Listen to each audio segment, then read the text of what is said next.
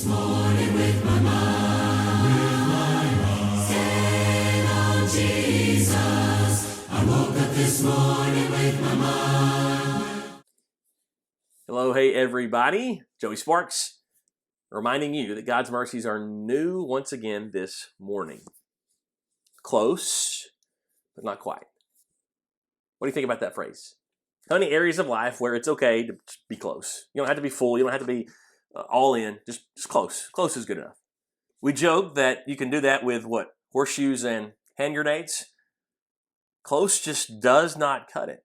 And a lot of things in life, especially the most important things in life. Jesus is going to emphasize that aspect of discipleship in Luke chapter 9. That close does not work with discipleship. Luke 9, verse 18. Now it happened that as he was praying alone, the disciples were with him, and he asked them, "Who do the crowds say that I am?" And they answered, "John the Baptist. But others say Elijah, and others that one of the prophets of old has risen." Then he said to them, "But who do you say that I am?" Peter answered, "The Christ of God." Now quickly, notice how the crowd's answers, how they were close. I mean, John the Baptist, physically kin to Jesus by blood. He was his forerunner. I mean, he was directly supposed to prepare the way for Jesus. Chronologically, because of that, he lived right before Jesus, overlapped with his life in terms of the era. Yeah, John the Baptist wasn't Jesus. They were close, but he wasn't Jesus. Elijah, a great man of God, corrected Ahab and Jezebel and confronted them with the truth of God. He was this disturber of Israel, right? In a good way. The prophets of old. We don't know who they thought about. Maybe Isaiah or Jeremiah or Ezekiel, Daniel, maybe some other prophet of old. They were great men of God, served a valuable purpose to stir up the people who were getting away from God. So they were close. But they also were close by another common thread between those three guesses.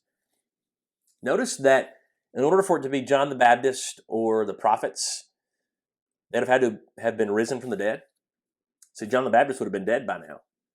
And so you remember Herod kind of thought that might be the case. Jesus just goes about doing all these miracles. I wonder if John's back to spook me. Okay? So John the Baptist would have had to have risen from the dead to be Jesus, and the prophets would have had to been the same way. Elijah still bears a similar set of circumstances because he would have had to have, quote, come back from heaven. However, that kind of would work. But remember, Elijah never died. God took him to go be with him. So no matter who someone in the crowd might argue Jesus was, if it's these three options, they're saying, whoa, this is big time. He has to be from God, and he's overcoming death somehow. He has come back to earth after having left earth. So they're close, but not quite, right? Now, Jesus is not concerned about what the crowds say. Jesus is concerned about who I say that he is. And he's concerned about who you say that he is. That's the question he asked the disciples. That's the question he asks me. That's the question he asks you. Peter says, you're the Christ of God. Peter understands that Jesus is from God, just like the crowds do, but Peter knows more about Jesus, that he's the chosen, anointed, special one from God. So then Jesus moves into telling them, here's what it's going to take to follow. Now that you've understood that truth, that fundamental seismic shift that's happened now. You get it. I'm the Christ. Here's what it's going to involve. Discipleship demands all. You cannot do close discipleship. You cannot do close identification of Jesus. And once you understand the truth of who he is, you cannot do close, almost discipleship. Luke 9:23. He said to all, if anyone would come after me, let him deny self and take up his cross daily and follow me. For whoever would save his life will lose it, but whoever loses his life for my sake will save it. The good news is Jesus is the Christ of God. The good news is he offers us this way to follow him.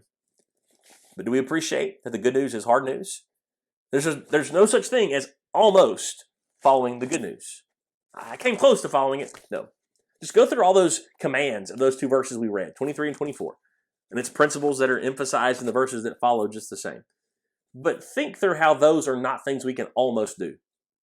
You can't get close to denying self. You can't get close to taking up your cross. Hey guys, did you know this cross was heavy? Did you know this cross has splinters? No, you can't almost do it. You can't start it and then stop it. You either bear it or you don't bear it. What about the word daily? Can you do it almost daily? No, daily demands all in. It demands every day. It can't be 1 day total. It can't be 1 day a week. It can't be 6 days a week and be daily. It has to be daily. Be daily. And so when we follow him, it demands what? Completely denying self, completely following him, completely bearing our cross, completely every day. It demands losing our lives. We can't almost lose our lives. When it comes to the spiritual self-sacrifice Jesus expects, it's because of what's at stake. It's because of who he is. The close just does not cut it when it comes to discipleship. Hope you'll notice that high cost. Good news is good news. It's the best news. It's great news, but it is hard news. It demands our all. Hope you'll follow him and read from the scriptures deeply to see the joys that come with following him. Thank you for your time today. Hope you'll join us again tomorrow. It's our prayer that the timeless Word of God will be your meditation all day today.